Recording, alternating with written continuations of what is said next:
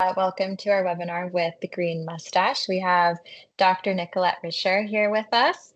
And to get us started today, Emily is going to take us through a little bit of an intro about what Goparity is, what we're doing, and then we'll hear directly from Dr. Nicolette Richer. Perfect. So hi, everyone. My name is Emily. I am one of the co-founders of Goparity Canada. We are an impact investment platform, really trying to open this space up to make it accessible for everyone. I'm joining you today from Victoria, British Columbia, the ancestral and unceded territories of the Lekwungen people, known today as the Songhees and Esquimalt nations. And yeah, for those of you that don't know, I'll give a quick explainer on what Goparity is. And at the end of this presentation, I'm also going to be doing a little screen share so that you can see how to use the platform. And we can even go through a special voucher that you can use. If you have not used one of our vouchers before, you can get $50 to invest in this awesome project that we're going to be talking about today. So Goparity is a self-directed online platform where you can invest in social and environmental impact projects across the country. And your investing experience, your net worth, your assets, all of that does not prevent you from investing with us. When you invest with Goparity, you're actually lending money directly to a Canadian small or medium-sized business, and you choose what you want to invest in, how much you want to commit without having to worry about any high minimums. Our minimum investment is $20. So you get paid on or repaid on a monthly or quarterly basis, your principal amount plus your interest. So in the case of the project we're promoting today, you'll be earning monthly repayments. And that way you always have capital to invest from your Goparity e-wallet in new projects. So you get to explore projects, see exactly who you're supporting, and of course, track the impact of your investment dollars. Best of all, there's no fees to invest with us, and it only takes a few minutes to get started. Some projects that our community has invested in the past include renewable energy for remote Indigenous communities, sustainable family farms, life-saving technology for at-risk populations, and much more. And today we're really excited to be speaking with Dr. Nicolette Richer from the Green Moustache. This is such a unique investment opportunity and our very first investment in Whistler, BC, a town that I feel deeply connected to, and for a cause that I think many of us deeply support as well.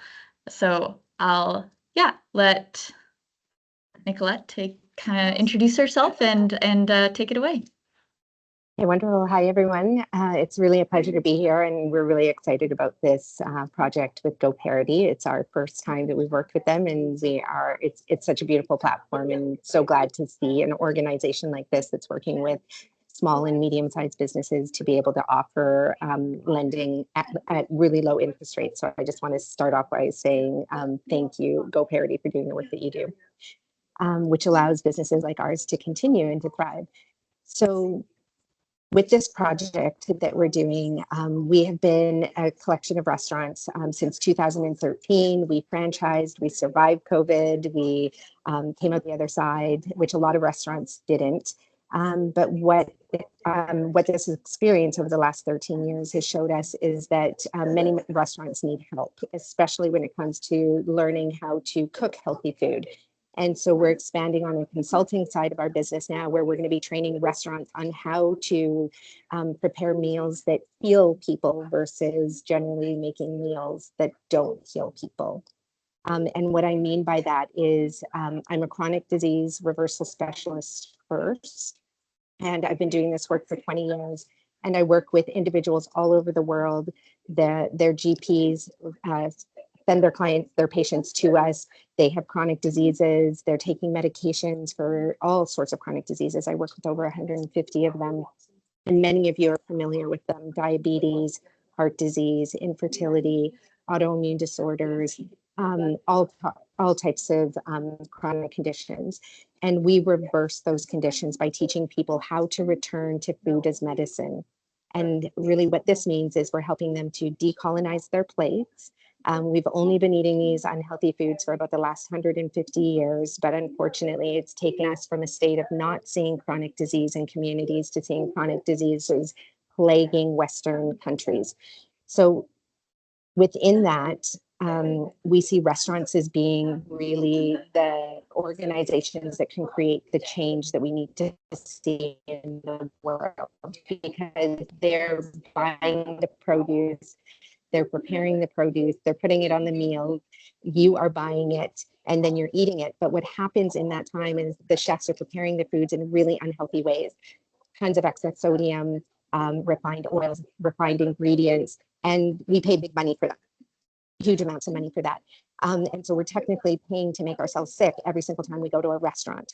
So we've had chefs reach out to us and ask us, like, how are we different? Because if you come into our restaurant, you'll look at the food, it's delicious, it's tasty, but people don't realize that it doesn't have a single refined ingredient in there. If you come to our restaurants and you get our waffles or our pancakes, we've taken the whole buckwheat groats and ground them into flour. We don't buy refined flour, which is a highly refined processed food, which is very, very poor for our health. There's no nutrients left in it. Whereas our waffles, our pancakes are healing. You can eat them for breakfast, lunch, and dinner. And so by training other restaurants and other chefs on how to eat healthy food and prepare healthy food, that means you get to eat healthy food. And then what we're going to see is a decline in chronic diseases that are out there. So that's the consulting side of our business. And that's what that's the project with Goparity. And where this project is going to go is that we have a developer that has given us a plot of land to build the very first chronic disease reversal center in Canada. Now, there's centers like this that exist in the US, in Hungary, Italy, but we don't have any places in Canada just yet. So when somebody gets diagnosed with a chronic disease, their doctor often just says, here's the pill, this is what you take. You have this disease, you're going to have it for the rest of your life, and the disease just progresses and gets worse. And then you see a shortened lifespan, and every single one of you can relate to that. You all have a family member who has suffered through a chronic disease and maybe later learned that they could have reversed it. We want to put an end to that. And so we want to be the very first line of defense when you go to the doctors, you get a diagnosis, or your family member does, then you come to us first before going on the prescription med. And just to give you an example of what we do at the center, and we've had a wellness center before, and we had for several years before selling it, is people would come to us 20 years, they were on their metformin and insulin for diabetes, and in 7 days we normalized their blood sugar levels. And we did this by allowing them to eat beautiful high carb whole foods, fruits, all of the things that usually the doctors tell you to stay away from. And so that's what this Goparity project is going to be leading up to. What a beautiful story, Nicolette. I mean, such a important model, I think, for health across the Western world, especially where everything has become so colonialized. And so I would love to open the floor for any questions from the audience. We do have some pre-prepared, so if you do have a question, feel free to drop it in the chat and we can work it in here. But my first question to you, Nicolette, is could you tell us a little bit more about what kind of barriers you've faced in accessing funding for this kind of work and trying to implement, something that really is outside of traditional medicine here in Canada? Oh, that's a big question around being able to access funding. So as just in case people don't know, I'm not a medical doctor. I'm a doctor of social sciences. So I'm on the research side. And so I do a lot of research into how society is structured and the things that affect us as humans in society. So when it comes to accessing funding, I've done a lot of research on this, and I know Goparity has as well, and maybe many of you already know this, but as a woman entrepreneur, women collectively across Canada only access less than 4% of all venture capitalist funding. even though women are, I think a lot of times majority shareholders in and really running women-led businesses. You know, we employ a lot of people across Canada. We pay a lot of taxes into the system. Meanwhile, we can only access such a tiny percentage of the venture capital. In addition to that, if you are a Black or a Brown or Indigenous woman, I think I can't remember what the stat is, and I'm sure Emily and Aditi, you probably know, but it's far, far, far less than 1%. So I've been in situations where I've gone to access funding with my, it was husband at the time, now ex-husband, but and still good friend and business partner, by the way. But we've gone in together, and he was just there because he was holding the baby. You know, I have 3 kids, so he'd be holding the baby or our little one for me so that I can be present in the meeting with the funders, and they would direct the questions to him. And he is, you know, a tall white man in our society. And he would say, I don't know what a cash flow statement is. You have to stop asking, but they wouldn't stop asking him questions. And when I would share this story with other entrepreneurs at different events, you know, that were of different Asian descent, women, they found the same thing. When they would go in, the questions would never be directed at them. And we thought that this was an interesting, I'll call it an interesting situation until I dove into the research and actually found that happens all the time. So when you talk about accessing funding, we do have to address race and we do have to address gender in there because that is significant and it's still happening today. But then beyond that, especially in 2025, it's really difficult to access funding in these post-COVID eras. Before, it would take us 5 days, 5 days wait time once we submitted an application for funding, and we'd automatically get approved because our numbers are good, everything's wonderful. Post-COVID time, it's been actually terrible. Numbers haven't changed. We're still good. It's still sitting, 10 to 15% profit margin, which is really good for a restaurant. But it now can take 6 months to a year to get approved for funding if we want to go after those same places that we've taken over, like 1.7 million in funding, paid back every single loan, never missed a payment. And now they just want us to jump through hoops. And it doesn't matter, like we're constantly and no business can wait that long. When you need funding, you can't wait 9 months for funding in a lot of situations. If you want to grow your business, scale your business, or even just, support cash flow. So I can tell you, I've been in business for 20 years, but specifically with the Green Moustache for 13 years, and it's the hardest time in our history to be able to access funding. Yeah, I mean, what you've shared here is so real for female founders in general, but especially founders of color. I think, there are just so many additional barriers that we don't see, that we don't talk about. And it's just, it appears so blatantly when we go to events and we talk to investors. And it's just, that inequity isn't shrinking in the way that it should be. And it's just so far behind. So thanks for bringing that up, Nicolette. Emily, I see you've dropped a question into the chat. So why don't we jump to that? So focusing in on this expansion of your practice, we're wondering who will be the customers of the consulting practice / center, individuals, organizations, both. What does that look like?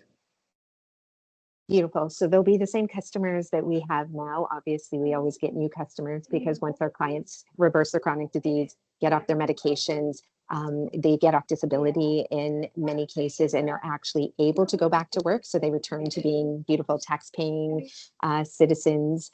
And so right now in North America, there's 222 million people. Okay, so that's 60% of the North American population that is currently living with a chronic degenerative disease. And so our customers are individuals from all walks of life. I've had clients as young as 3 years old that have autoimmune disorders that they are very, very sick and in and out of the hospital all the time. And now they're thriving teenagers that are not exhibiting any symptoms of their supposedly, long life autoimmune disorder that the doctor said that they had. I work with clients in their 80s that are on over 36 different medications. They can't leave their lazy boy, they can't leave the couch. if you don't know what a lazy boy is in this day and age, but and they get off all their medications. They no longer have heart disease. They no longer have diabetes. And I don't know if you can hear the boats are coming in. I'm not sure if you can hear that sound in the background, but so we work with, all genders, all races, people who have any kind of diagnosed condition, and I work with over 150 diagnosed conditions. Now, when I'm not working with individuals, I'm often training organizations. We train physicians all over the world. In 2018, I was brought to China to work with the Ministry of Health and the Center for Chronic Disease Control and train 600 physicians in all their major cities so that they can learn our method for reversing chronic disease. They have a center now that they've built that's a 150 bed center where it's free for Chinese citizens to go and travel there and to learn our therapy. I work with universities, so I'll be working with a university in Kenya, where we're going to be creating the first PhD program to teach chronic disease reversal there. It's so government organizations, really anybody who wants to learn the science, the biochemistry, biology, and chemistry of reversing chronic disease.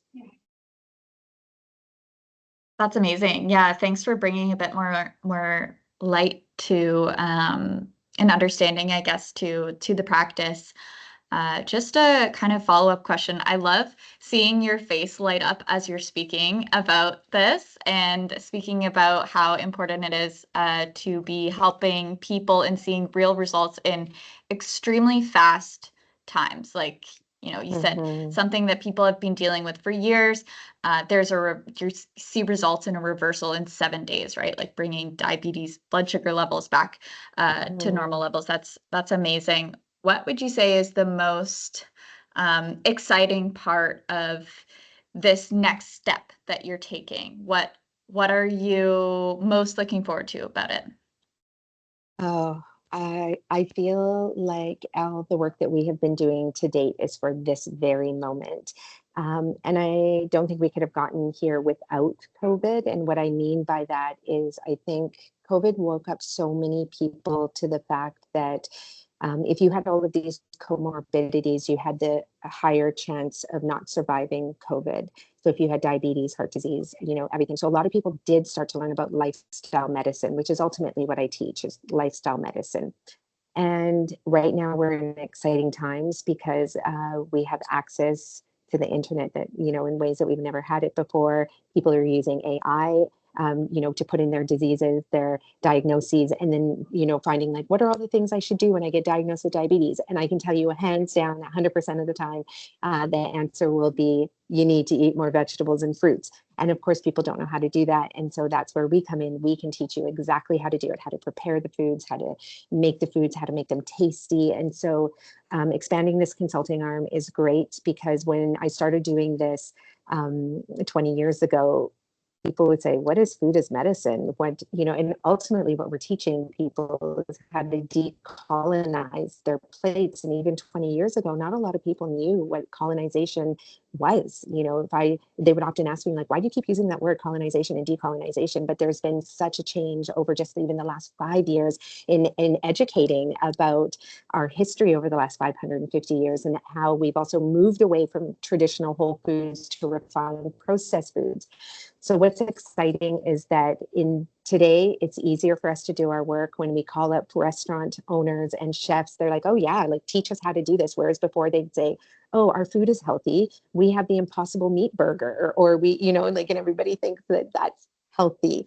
And so even in the vegan world as well, there was so much processed food that was being consumed and still is being consumed by individuals that identify as being vegan, but it wasn't healthy, and it's not healthy. It's full of all of the ingredients that are creating these diseases. And now more than ever, more people are waking up to the fact that it's not about being vegan. It's not about being vegetarian. It's about decolonizing our plate and getting rid of all of these toxic, and when I say toxic, they are so toxic ingredients that are in all of these refined processed foods. So I think the world is ready for it, and we're ready to deliver these programs. Yeah, Yeah, that's beautiful, Nicolette. And I see Melinda here. You've got your hand up. Did you want to jump in and ask a question with your mic off? Hi, yeah, thank you very much. And apologize if there's background Hi, noise. Linda. I'm picking up a pizza with my son and trying to do all the things. But No I'm so glad I judgment. was able to participate.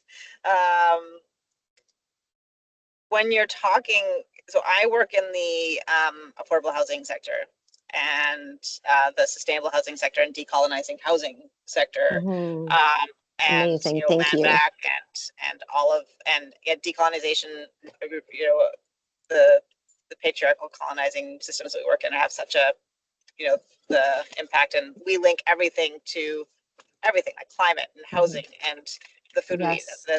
the land. It's all one problem, and separating them doesn't make sense. So I'm sitting here thinking, oh my goodness, what an opportunity. And I don't know if you've had if you've worked with people, social service agencies that are doing transitional housing and wraparound supports, and how do we make sure that this type of support is part of that wraparound Mhm. support in that context?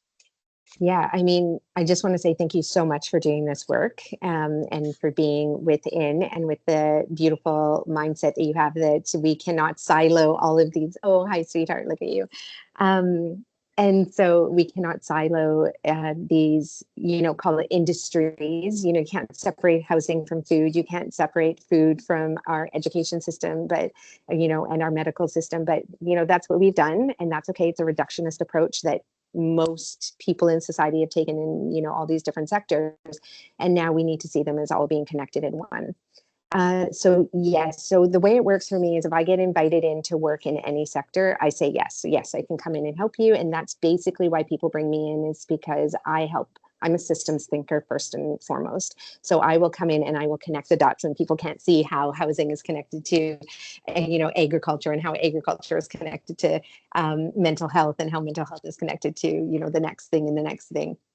And so when I come in, we really sit down, we do some strategic planning together. We figure out where the leverage points in the system are. So leverage points are places where you hit that leverage point and then you can make the biggest amount of change with the least amount of effort. And it's really easy to do. I've worked in schools where they've brought me in and they've revamped their entire cafeteria, which is so incredible. And it always starts with an individual like yourself, somebody who goes, oh my gosh, finally someone, you see the value in what I'm doing, and you invite me in and we get started. And then from there, it's a big, massive change that takes place. And so, yes, I think the answer is yes. Yes, I can come in and do that. Invite me, send an invitation. Okay, it sounds like we need to Yeah, talk again. Okay, when I'm not eating pizza.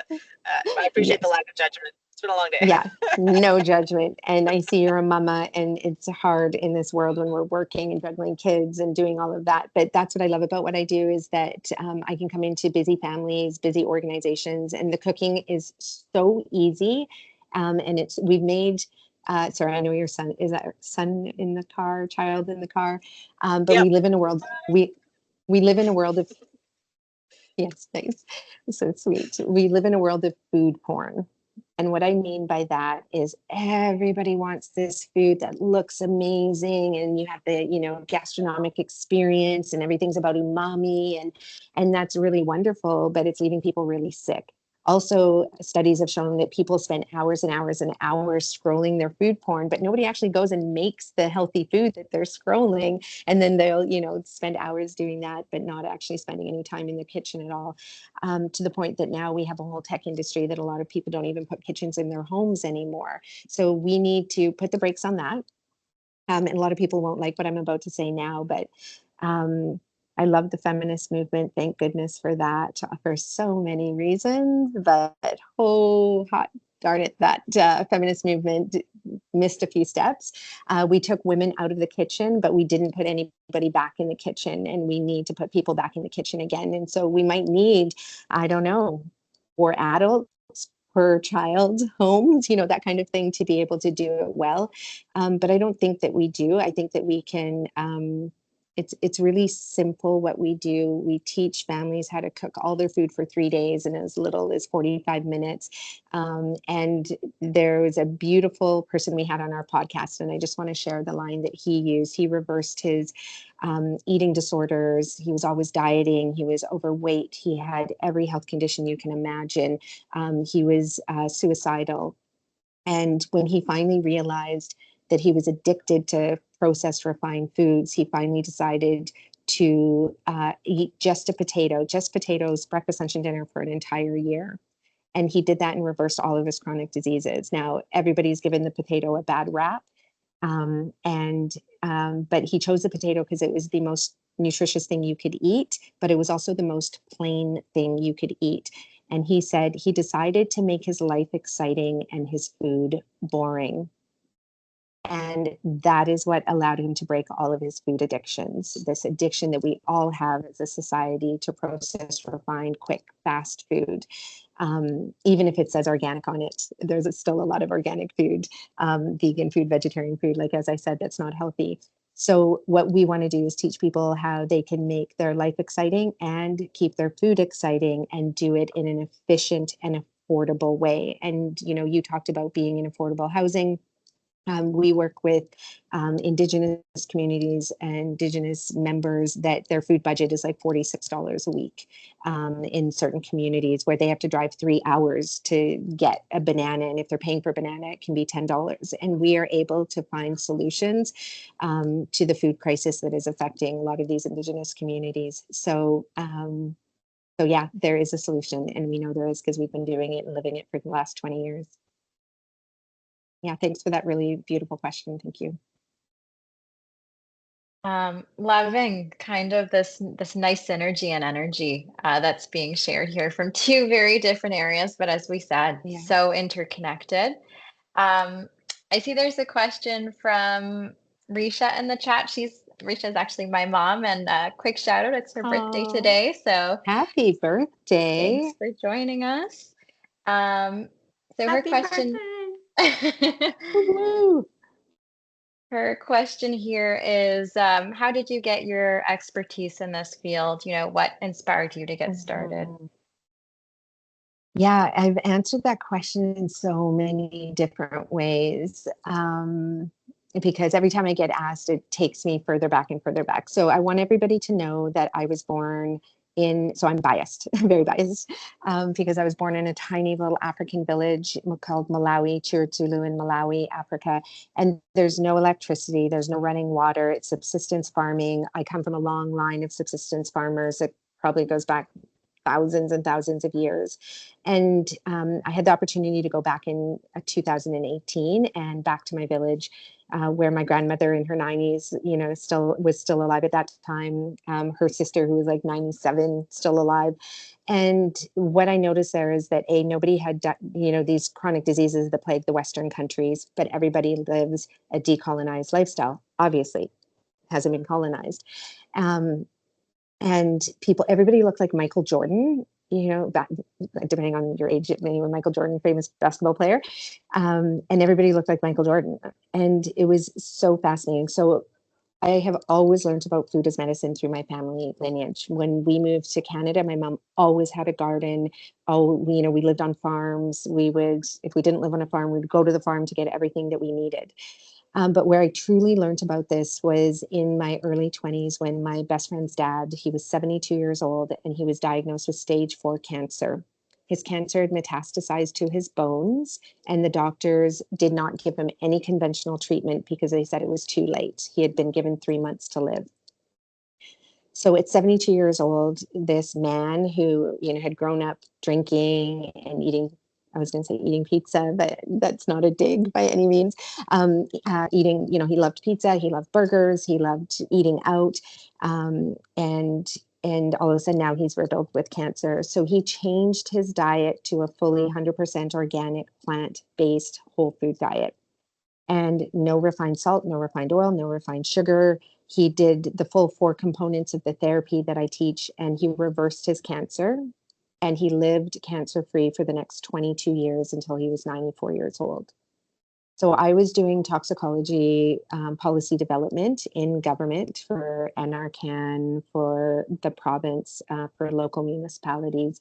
And I was a researcher. So, of course, what did I do? I dove into this research. I was like, what is this therapy? Is this a scam? How is this possible? You know, trying to understand this whole food as medicine piece that I didn't know anything about. And so, but once I started researching it, I was like, oh, wow, like this is why my mom has always been preparing foods from scratch, whole foods. And so as I dove into the research, I found that there was actually over 200 years of Western science, medical published research in this field. And then I started to inquire about why other people weren't reading this. Like, why is this not taught in med school? And then I learned that if you are a medical doctor today or 20 years ago, anytime after 1947, going to med school, you basically receive about 1 to 4 hours of nutrition training in med school. Because if you become a medical doctor in a Western country, your job is to diagnose and it's to prescribe. It is not to educate about, lifestyle medicine. Now there's lifestyle medicine programs teaching physicians, but it has not always been that way. And you don't learn it in med school. You have to go out and get the training outside of med school to learn that. So it all started with Bill reversing his stage 4 cancer. And then, of course, I had to go learn it. I studied it. I started teaching other people. The irony is that I worked for the RMOW, Resort Municipality of Whistler at the time, and they asked me to teach my colleagues the therapy. I did. Many of them healed and reversed their chronic diseases. And that's when I knew I was onto something. So I quit my job at the municipality, and that's when I started Richer Health back in 2009. Nicolette, thanks for sharing. I mean, from the Mm-hmm. beginning to now, what an inspiring journey. And I mean, it sounds like it's really coming from your lived experience with, that first friend and her father. So really beautiful. I hope that answers the question there. I think I'll just wrap us up with one last question, unless anyone else has something on their mind. But if you had any advice for someone who's looking to support preventative health but doesn't know where to start, how would you tell them to get started? Oh, I love this question. It's probably my favorite question. So, and it's a really simple trick, okay? And everybody should write this down. Not that I like to shit on people, but write this down, okay? So when you go to the doctors and you have, symptoms, the doctor diagnoses you and you leave with a diagnosis of a chronic degenerative disease, and there's hundreds of them. So if you leave with any one of them, most people, they go home and they'll start to Google, how do I treat this? What do I do? And what you need to do if you do Google is, instead of asking the internet, the World Wide Web, how do I treat insert disease, diabetes, heart disease, autoimmune disorder, you say, how do I reverse diabetes? How do I reverse heart disease? How do I reverse infertility, mood disorders like depression, anxiety, and so on? How do I reverse that? And you will get access to an entire different search body of research that will actually show you how to reverse the disease. Because there's only a few ways you can reverse these chronic diseases. You can make it look like you're reversing it by doing keto, but if you do that long term, you're actually going to create more chronic diseases within a year of being doing keto.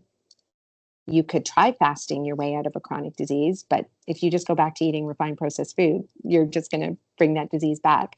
So the only true way to reverse a chronic disease is by fueling your body with nutrients and not putting toxins into your body. Really, it's just two very simple things. So that is the difference in how you search and do research. And you will see that there is so much information out there, and you're going to be asking the same question, like, how come my doctor doesn't know this? I was able to access this information, but it has to do with that simple search term. How do I reverse that chronic disease? Love that piece of advice. So simple, so clear. I'm going to be online tonight Googling up, how do I reverse this? Exactly. Well, Nicolette, thanks so much for your time this evening. I think this will wrap up our Q&A section. Honestly, just such an amazing energy, so informative. the work that you're doing is so important, and I think really relevant in today's society. This is where healthcare needs to be heading. So thank you for leading this on this frontier. I just want to hand it back over to Emily for a quick platform overview.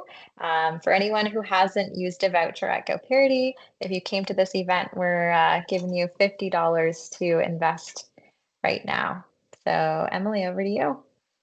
Yes, thank you so much, Nicolette. That was such a inspiring, like Aditi said, and also very informative conversation. And it's also really beautiful just to hear your story from the beginning, how this has been really not just a part of you since, you know, growing up as a child, but even throughout your lineage is like really amazing to hear. And yes, I'm definitely going to search, how do I reverse? That's yeah, doing that right after this meeting. But I will quickly go through the platform for anyone that's unfamiliar, and just show you a couple things to look out for when you are investing in this awesome project. So this is our homepage, goparity.ca. If you scroll down, you can see right here, Whole Food Health. We're 21% of the way, so we need to bump that number up over the next 24 days to reach our $70,000 goal. So when you click into the project, you can see all of the project details, the investment terms right here, as well as all these wonderful, like beautiful pictures, the impact, the sustainable development goals that it supports. You can also read about the financial viability and about Green Moustache as well. When you are logged in, you can see a little bit more information on the financial viability. Also, just make that note. And if you want to see what is my payback going to be like, you can click this button to simulate your investment down here at the bottom. You can also get to it from this individual page. So maybe you want to put in $2,000. Click Whole Food Health, and here you can see all of the interest that you're going to earn, and play around with different numbers of what you're comfortable investing in, as well as you get this full payment plan of what each of your payments will look like, as well as how reinvesting after this project can earn you even more interest. So please do play around with that. I'm going to log in in our test environment. So this is not my actual account, but it will allow me to use a voucher without actually using it for myself. So I'm just gonna go ahead and do that. Yeah. If you're new to the platform, you just click this button, register here, create an email, a password, answer some personal questions, as well as some financial questions. And we do ask for your SIN number. I'll also say that, and that's for tax purposes. We file with the CRA because we are a financial institution. We're a licensed exempt market dealer. So we do need to collect that information, and we store it like any other financial institution or bank would, where it's encrypted, stored in a secure database, and only used to produce tax statements. Just want to provide that disclaimer. And so once you sign in, as you can see, I have a lot of money in this fake test account. You can go here to redeem a voucher.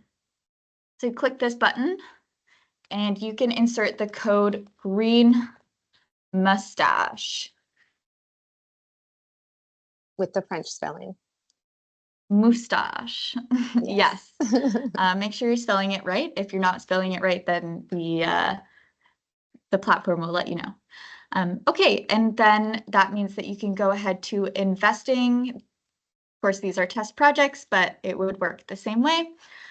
So you go ahead, click invest. You can see that, okay, I have the choice of investing my voucher amount only, or I can go ahead, if I wanted to invest $150, then I would invest $100 here, and 50 will be automatically added. So let's go ahead and do that. You'll go through a quick little form, your lender agreement. You will be signing this, and that will take you to the end. And then you can confirm your investment, the 100 of your own dollars plus the $50 voucher. And if you have any questions, you can feel free to reach out to us. Our support email is on our website. It's just support-ca@goparity.com. Perfect. Thanks for that walkthrough, Emily. Super clear. So for those of you who haven't invested already, check that out right after the webinar. Make sure you can make use of the voucher code Emily shared. Otherwise, I think that ties up our webinar for this evening. Nicolette, again, just such a huge thank you for taking the time to share with our community. For anyone who wasn't able to make it tonight, this will be posted onto YouTube. Yeah, thanks so much, everyone, and have an amazing evening. Thanks so much for having me. It was really a pleasure. I appreciate the opportunity.